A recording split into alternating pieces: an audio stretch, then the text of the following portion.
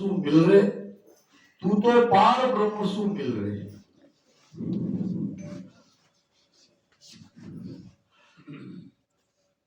अब ये पार ब्रह्म महाराज ने यहाँ किसके लिए कहा है? कल डॉक्टर साहब ने बहुत बढ़िया आपको समझा के दिया। शब्द जरूर यहाँ पार ब्रह्म आया है, मगर क्या आपको महाराज पार ब्रह्म की भक्ति बता रहे? यहाँ ये पार ब्रह्म हमें आनंद ब्रह्म ही है। यहाँ पार ब्रह्म परमात्मा के लिए क्या है? न कि सृष्टि करता परमात्मा, न होनकाल, क्योंकि होनकाल में जाने की बात ही नहीं है।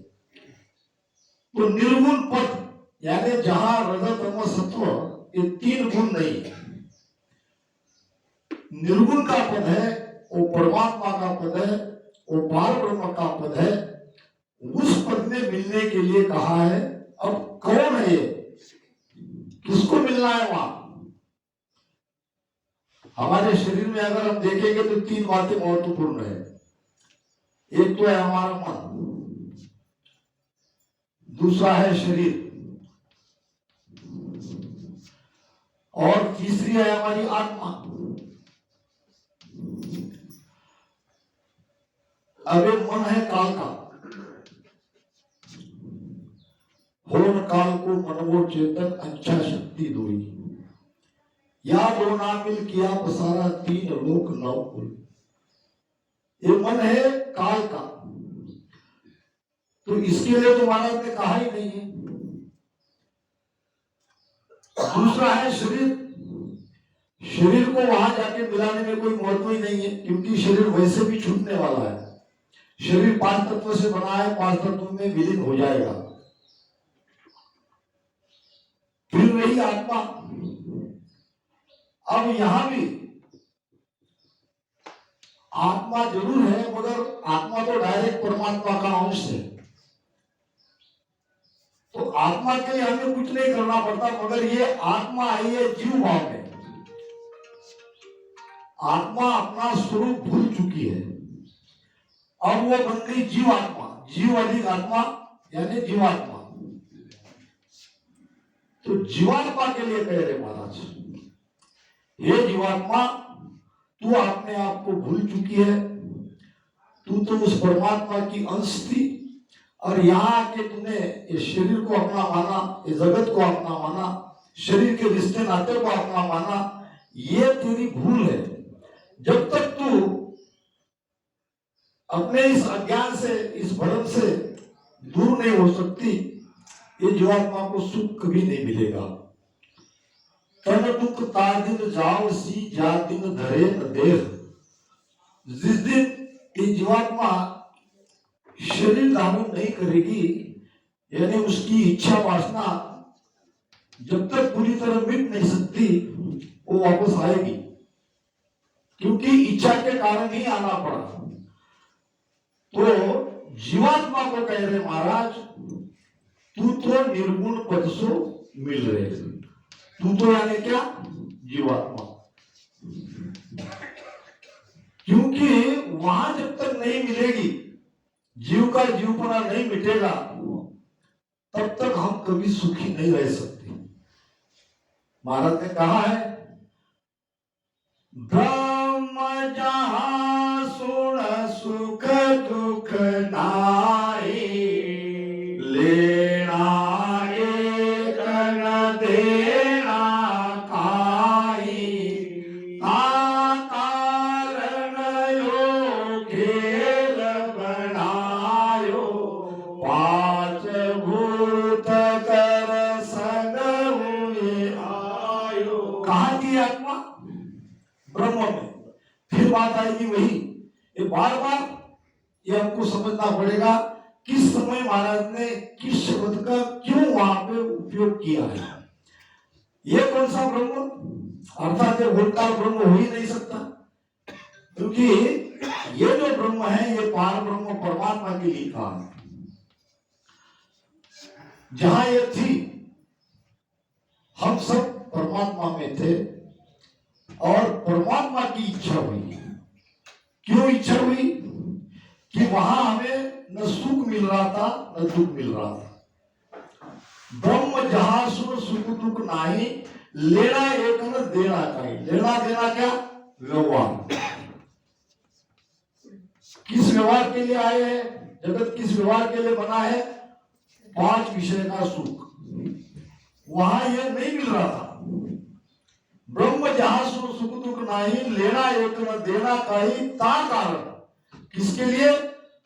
सुख के लिए। हरेक जीवात्मा को सुख मिलना चाहिए, ये बहुत बढ़िया उद्देश्य लेके परमात्मा ने इस सृष्टि की रचना करी। अब करी यानी परमात्मा ने नहीं करी, परमात्मा के आदेश से हुई। परात्परी परमात्म देवा अमर पुरुष अविनाशी, का अंचाए पुरुष उपना सत्य लोक का वासी। वाकी इच्छा निरंजन कहिए ओंकार सो हुआ, ओंकार करे ले करतत पात तत्त गुरु हुआ। इस सृष्टि रचना की पहली साखी है। तो सुख के लिए यह जगत बना, मगर अब हुआ क्या? हुआ उल्टा। नाम मात्र सुख मिला, जीवात्मा को दुखी दुख मिला। अब दुखी दुख मिलने पर जब तक हमें दुख का एहसास नहीं होता, जब तक हमारी भीतर से पुकार नहीं उठती, तब तक वापस परमात्मा में मिलने का कोई उपाय नहीं है। सबके अंदर वो तड़प चाहिए। जिन जिन आत्मा में वो तड़प है, वहां गुरु महाराज आप पर दया करेंगे, कृपा करेंगे।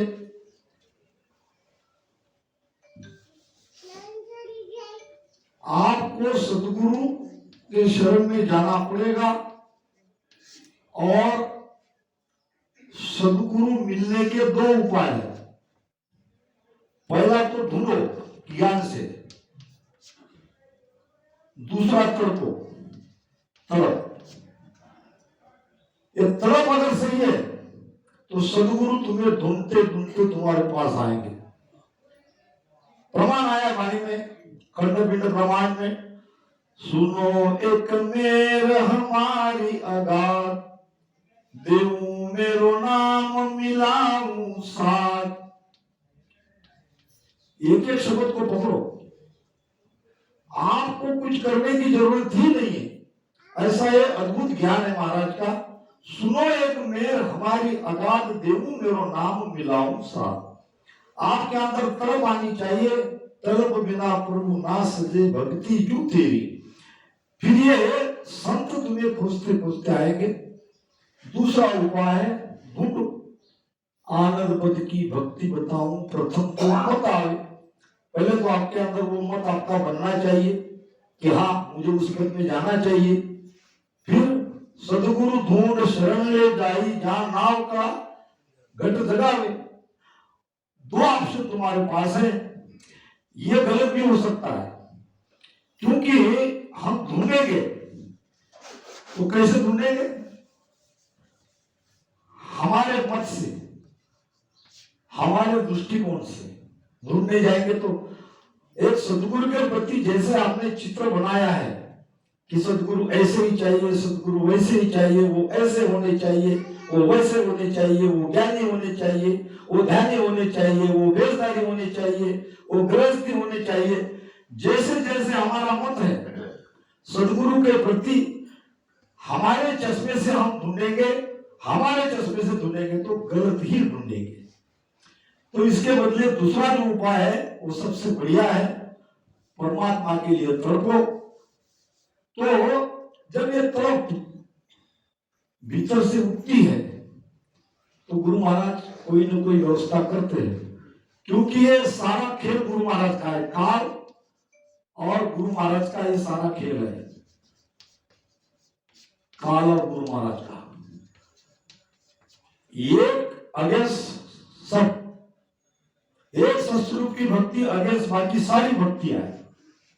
और सारी भक्तियों से, इतने सारे भक्ति धारण करने से, ज्ञान धारण करने से जो हमारे अंदर भ्रम है, वो भ्रम को निकालना बड़ा बड़ा कठिन है। इसीलिए तो महाराज कहते हैं ये काम बिरले का है, क्योंकि हम किसी न किसी भक्ति में, कोई न कोई धारा में अभी तक थे, वहां का ज्ञान सुना, वहां का मत भी हमारे भीतर है, हमारे चित्त में वो सब याद है। तो इसलिए प्रमाण आता है कि हारमोनियम सीखने के लिए 2 लड़के आए, दोनों साथ साथ आए। पहला आया कि मुझे हारमोनियम सीखना है, तो सिखाने वाले गुरु ने कहा तुम हारमोनियम के बारे में क्या जानते हो? तो उसने कहा मैं जीरो, कुछ भी नहीं जानता, मैंने आज तक हारमोनियम को छुआ नहीं, मुझे कुछ भी पता नहीं। ठीक है, बोले तुम्हें ट्रेनिंग दे दूंगा, 3 महीने लगेंगे। कितने महीने? 3 महीने। दूसरा आया, उसने भी कहा मुझे भी हारमोनियम सीखना है। प्रश्न उसको भी क्या कि तुम कुछ जानते हो? उसने कहा हाँ, सारे गमों पद निशा मैं बहुत कुछ जानता हूं, मैंने लगभग काफी सीख लिया है। तो उसने ये इसलिए कहा कि बिना कुछ जानकारी रखने वालों को अगर 3 महीने लगते तो मेरे लिए तो 8-15 दिन का काम है, ज्यादा से ज्यादा महीना, क्योंकि मैं तो जानता ही। तो मुझे कितने महीने लगेंगे, मुझे कितने दिन लगेंगे? तो उसने कहा 6 महीने। जानने वाले को 6 महीने। उसने कहा मैं जानता हूं तो मुझे 6 महीने, और जो कुछ भी नहीं जानता है उसको 3 महीने। अरे भाई ऐसा है बेटा, महीने तो तुमको भी 3 ही लगेंगे, उसको भी 3 ही लगेंगे, तुमको भी 3 लगेंगे, मगर 3 महीने एक्स्ट्रा इसलिए कि तुम जो कुछ जानते हो वो भुलाने के लिए, जो कुछ तुम जानते हो वो मुझे भुलाना पड़ेगा। इसलिए यहाँ भी देखो, अगर कोई बाकी मार्ग से यहाँ आया तो उसको इसमें पूरी तरह से समर्पण होने में बड़ा समय लगता है। तो महाराज जीवात्मा को कह रहे हैं तू तो निर्गुण पद सु मिल रे, तू तो पार ब्रह्म सु मिल रे, ज्ञानी मन नर रे। अब ये कहा है मन को। अभी इसके पहले मैंने मन के बारे में क्या कहा? ये काला है। तो क्या चोर कभी रखवाली करेगा?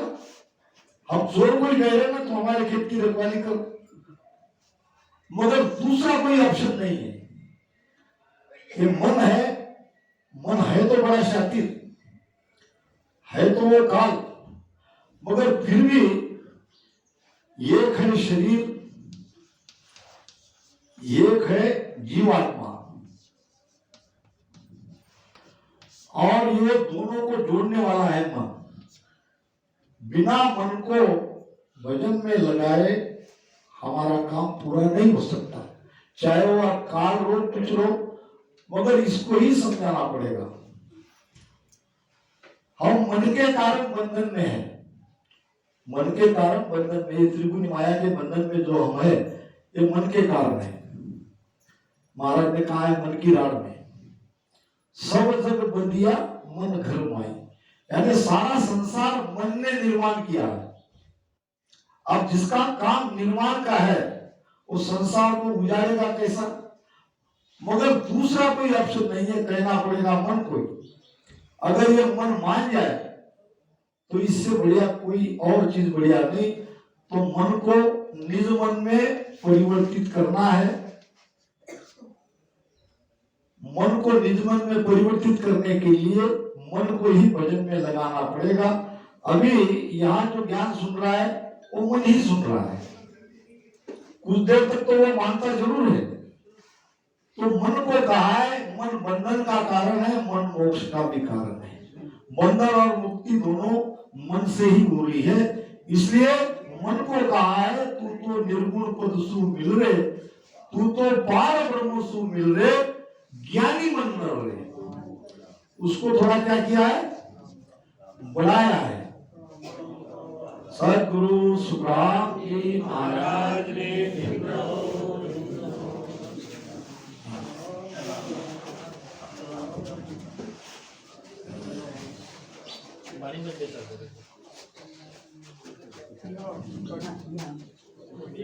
थोड़ा सा उसके बढ़ाया है।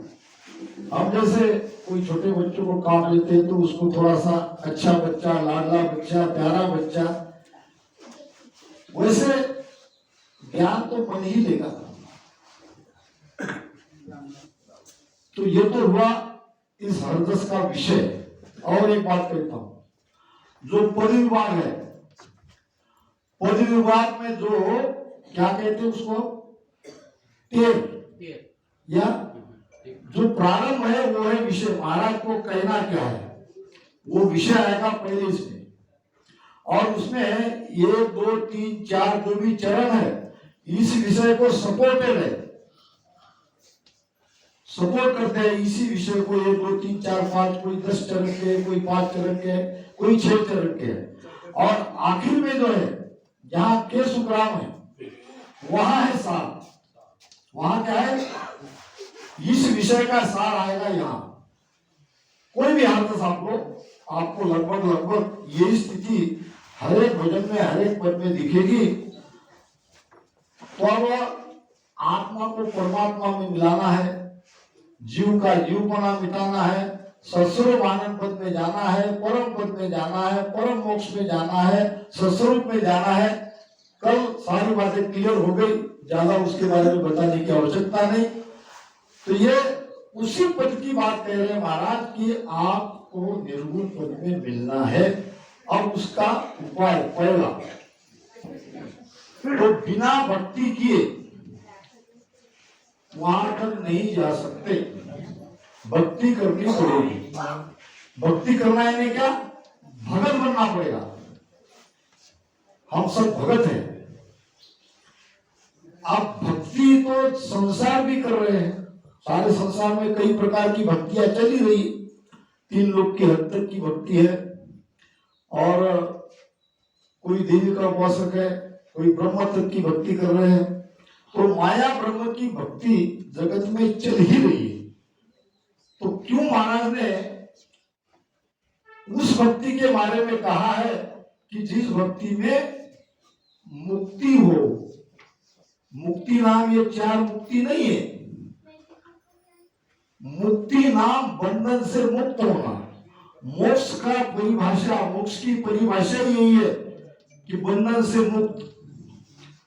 बंधन से मुक्त होने का नाम मोक्ष है। वहां तुम ही तुम हो, वहां तुम्हारा ही राज है, वहां तुम्हारे अलावा दूसरा कोई नहीं है, न किसी का बंधन है। तो उस पद को कहते हैं मोक्ष। तो भक्ति तो करो, मगर ऐसी भक्ति करो जिसमें निश्चित तुम्हारी मुक्ति है, वो भी जीते जी। जीते जी आप मुक्त हो सकते हो।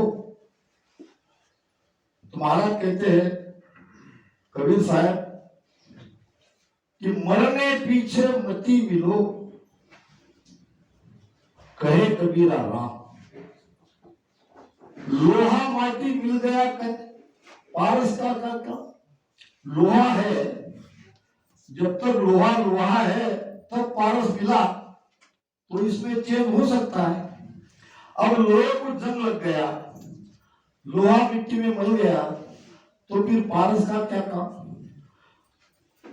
तो जीते जी हमें मुक्त होना है, जीते जी उसका मुक्ति का आनंद हमें लेना है।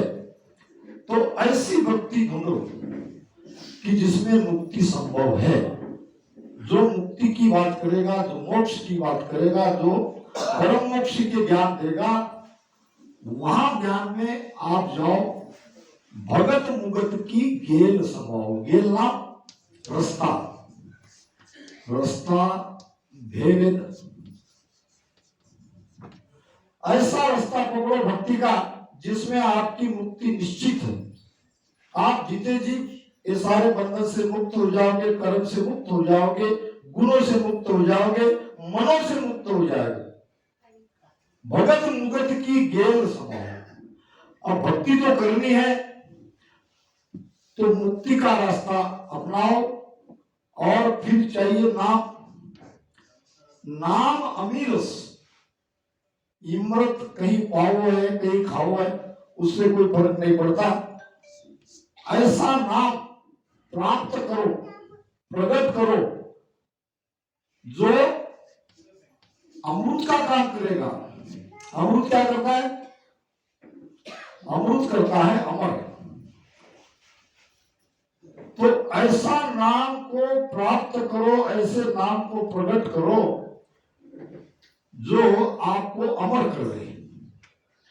दरिया इमरत नाम अनंता, दरिया इमरत नाम अनंता, जाको पी पिया मर होए संता, जाको पी पिया मर होए संता, इमरत नीता कहे सब कोई, इमरत नीता कहे सब कोई, पिए बिना रामा अमर न होई,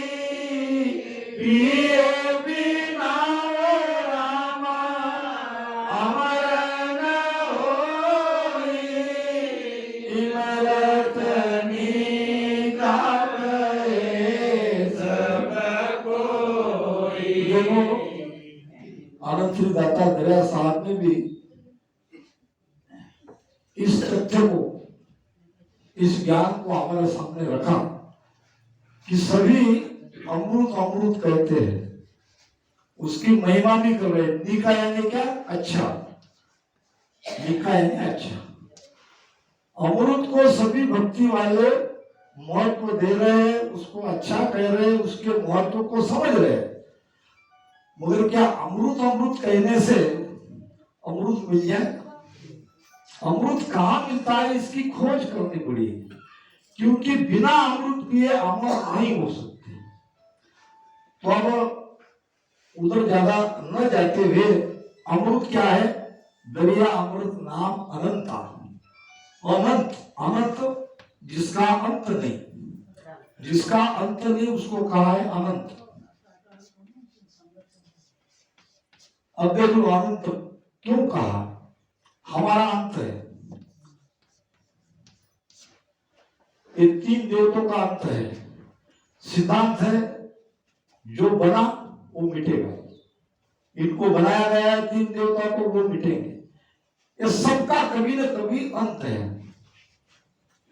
माया का अंत है, इच्छा माया लो या मन की माया लो या कोई भी लो, इन सब का अंत है। मगर ये चीज का अंत नहीं है, वो है परमात्मा।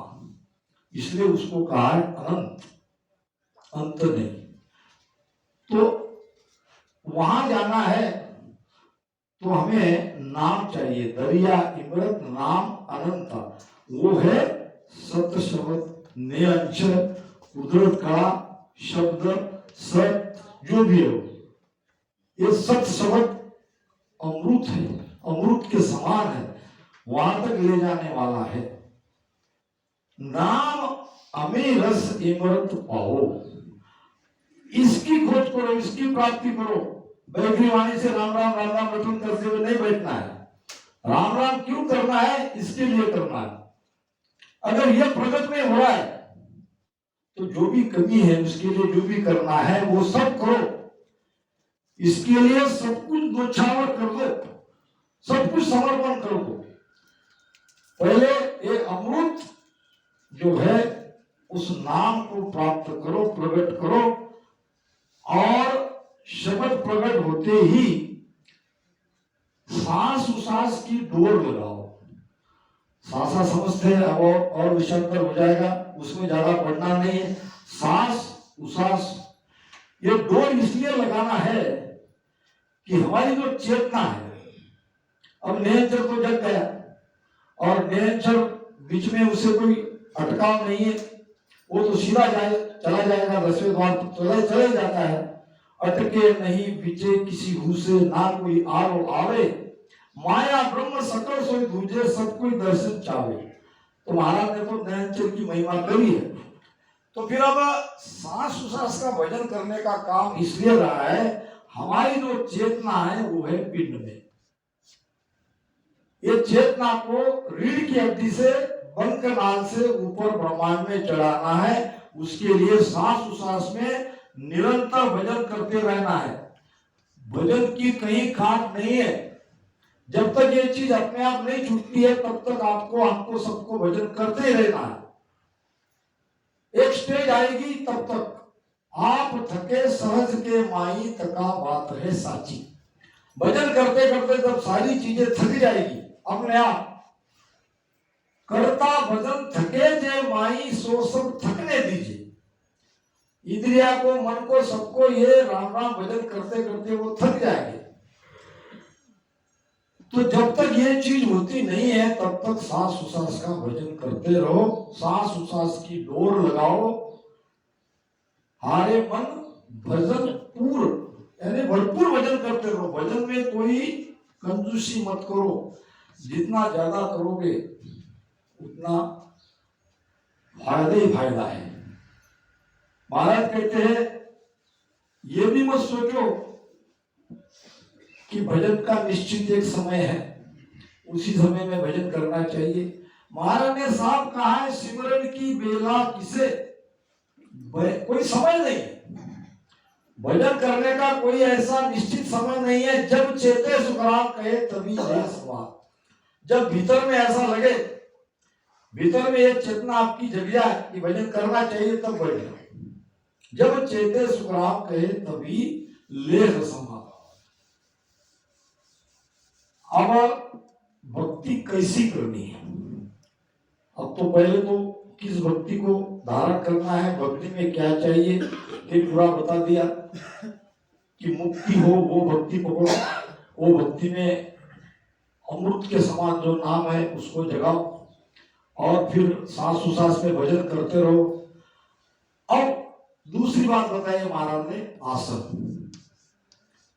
आसन मार जुगत से बैठो, आसन मार जुगत से बैठो, या घट माय पवन संग पेशो, या घट माय पवन संग पेशो, सब तन खोज सबद मोह क्लेशो, सब तन खोज सबद मोह क्लेशो, हरे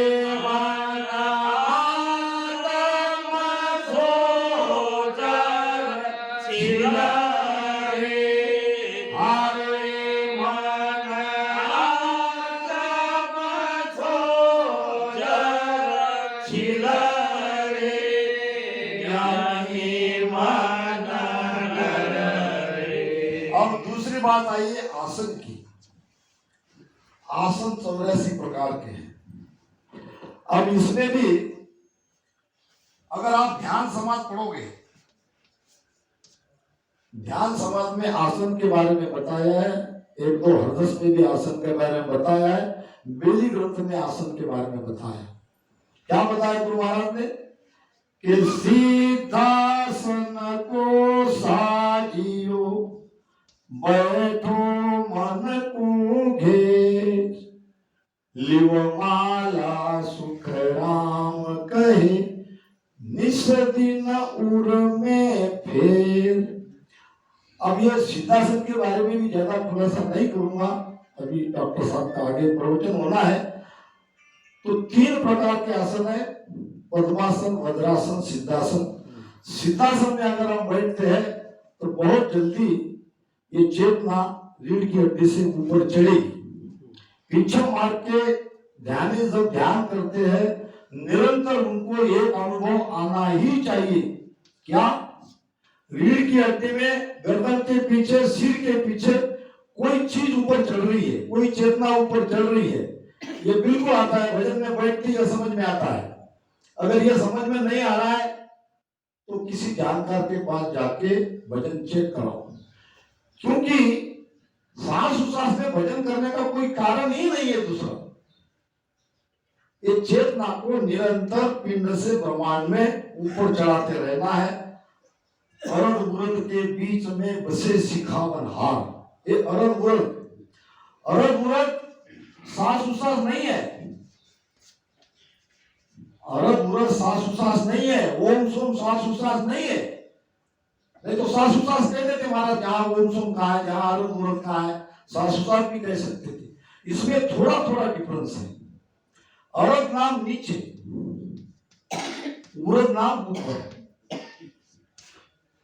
सांस उसास में जो चेतना नीचे पेट में एक पवन के द्वारा जमा होती है, उसको उरद में ले जाना है। यहां पेट खुलेगा। प्रेम भक्ति ज्ञान में महाराज ने कहा है कि सांस अमाऊ नाग बंक पिचम दिसवाई। यहाँ जो अमाऊ होगी वो बंक नाग से पिचम के रास्ते ऊपर चढ़ेगी और वो आपको, हमको, सबको महसूस होगी। इस पर से प्रूफ नहीं होता है पिचम का मार्ग कि 10वें द्वार में हमारी धुन सुनाई दे रही है, बस 10वें द्वार में हम जा रहे। आपको ये सारी चीजें यहां से आपको कंफर्म करते जाना पड़ेगा, क्योंकि दो रास्ते हैं, एक पूरब का है, एक पिछम का। सांस सांस देनर सिमरन कर रहे तामे आबिद जागे।